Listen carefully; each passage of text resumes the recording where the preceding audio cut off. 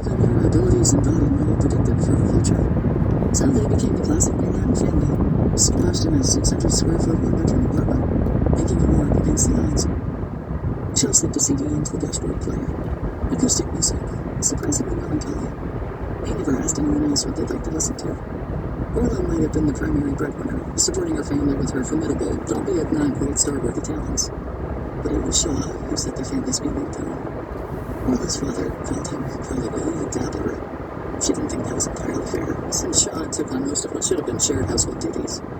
But it was undeniable that Shaw's true calling was hard to pin down. He played guitar at several village open mics, read his poetry at others. He wrote a screenplay and took photographs and whacked away at pieces of wood that never quite became the sculptures he envisioned. But that had changed during the past year, when he settled on a medium, and the daily discipline needed to pursue it. After becoming mesmerized by a particular exhibition on gallery hopping in Chelsea, a favorite free activity, and revisiting the exhibit numerous times, Shaw claimed an unfamiliar certainty. He knew what he needed to do. He channeled his energy into painting somewhat surreal versions of things he'd photographed. Cityscapes had attracted him first, a blend of gritty realism with a touch of unexpected whimsy. Sophisticated and polished, in his previous efforts looked like doodles. But his real desire was to turn his eye on the natural world. It had just been a matter of his needing more space, which he certainly did if he wanted to continue painting anything larger than the lid of a shoebox. Orla might not have been convinced to make such a rural move, but he needed nature now, the way she once needed a metropolis with the heart of a beauty. They visited the land for the first time 6 months ago. His brother Walker had alerted them to it soon after they started talking about what they might want to do and where they might want to do it. Neither of them had particularly liked it. The old wooden farmhouse was a mess, and more cramped than Orla had desired.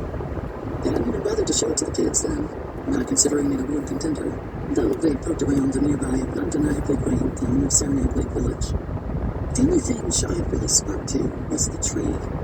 A giant evergreen, 50 yards behind the nothing of a house, its massive trunk rocketing upward from the middle of the earth, surrounded by smaller trees, like attendants in waiting. While the real estate agent made phone calls in his car, Orla and Shaw had strolled back to the tree, Shaw attuned to its siren call, a glow on his face. I saw a tree like this once, a bit north of here, when I was camping with my dad. I was just a kid, maybe 9, Bean's age. I told my dad I could feel it. I felt something. Maybe it was the first time I realized or thought about how there were things in the natural world that outlived us, that saw history and maybe recorded time in their own right. My brother just teased me, par for the course back then, but my dad said something really weird. It's so weird that I always remembered it. And Walker, shut up. Nobody comebacks. What did they say? Orla slipped her hand into his. Shaw's father had died of pancreatic cancer years ago, and she often wished she'd gotten to know him better. And sometimes, when you're out in the world, he meant the mountains, the forests. He'd always lived here. You recognize the other parts of your soul. Shaw looked at her then, was still pondering those words. I had no idea what he meant.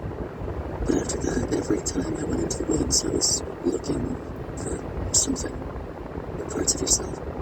Maybe. Your dad tell you to see how we're part of something bigger. I like that. How we're connected. He'd held her face in his hands and kissed her.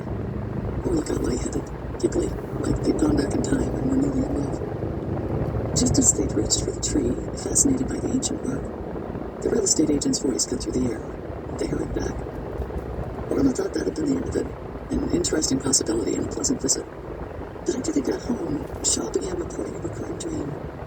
Orla and the kids living on that land, blossoming, and visions of himself in the room of the living room conjuring his masterpieces. They resumed talking about it. The surrounding trees had been so beautiful in the spring, a tapestry of bursting green with that special tree off in the distance. It's like it's her guardian, Shaw had said.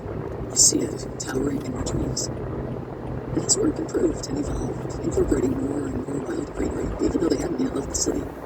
As his process and his vision solidified, he became more convinced. It's calling me. I think it's my muse. The ancient tree began to invade his work, peeking over the tops of buildings. Orla had never been called by nature, but she believed him. It was a new thrill for both of them, to see him find himself by losing himself in the creation of his paintings. Orla liked how the land reminded Shaw of his father, and the philosophical lessons of his youth. When they checked back in with the real estate agent 3 months later, the price had dropped. The house had been empty for a while.